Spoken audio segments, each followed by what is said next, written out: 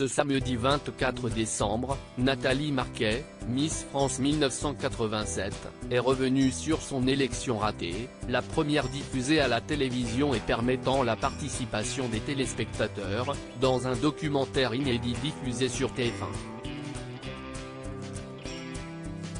Une nouvelle jeune femme a été couronnée Miss France il y a peu.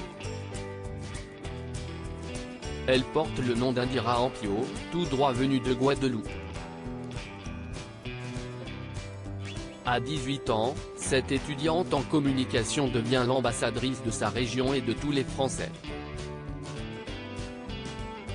Une double mission qu'elle entend accomplir ces 12 prochains mois, entourée de Cindy Fabre, fraîchement nommée directrice générale du comité national. Ce samedi 24 décembre, TF1 a consacré une partie de son après-midi à Miss France, les secrets du concours.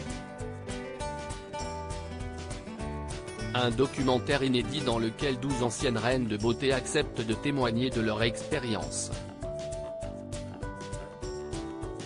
Parmi elles, Nathalie Marquet alias la première Miss télévisée.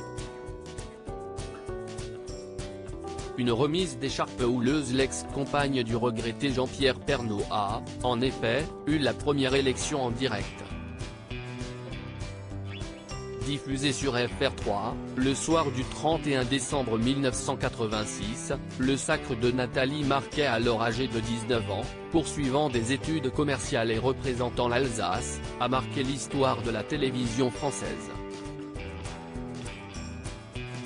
Avant elle, les gagnantes étaient élues par les spectateurs et à l'applaudimètre. Pour autant, cette petite révolution s'est accompagnée de soucis dans le comptage des votes ce jour-là. Les téléspectateurs ont voté par téléphone, mais le journaliste en charge du recensement des voix et de l'annonce des résultats était totalement débordé. De quoi causer l'exaspération de l'animateur vedette Guy Lux. Par exemple, Miss Réunion a d'abord été nommée deuxième, au lieu de première dauphine. Entendant le public bredouiller sur cette erreur, le présentateur a recadré à plusieurs reprises en direct Céleste Prior au Standard, qui avait même annoncé cette candidate comme étant la gagnante. Un grand moment de confusion qui, 36 ans après, amuse la maman de 2 enfants.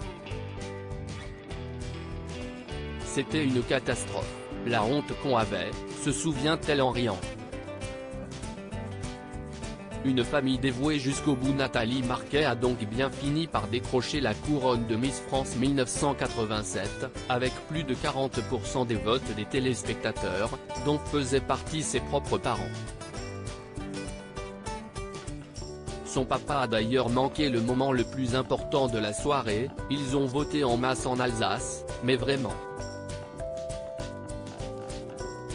Ma mère était à la maison en train de téléphoner pour donner sa voix, à l'époque on n'avait pas de portable. Mon père l'a fait depuis une cabine téléphonique et il n'a pas vu mon sacre parce qu'il continuait à appeler pour moi. Un soutien qui aura bien servi.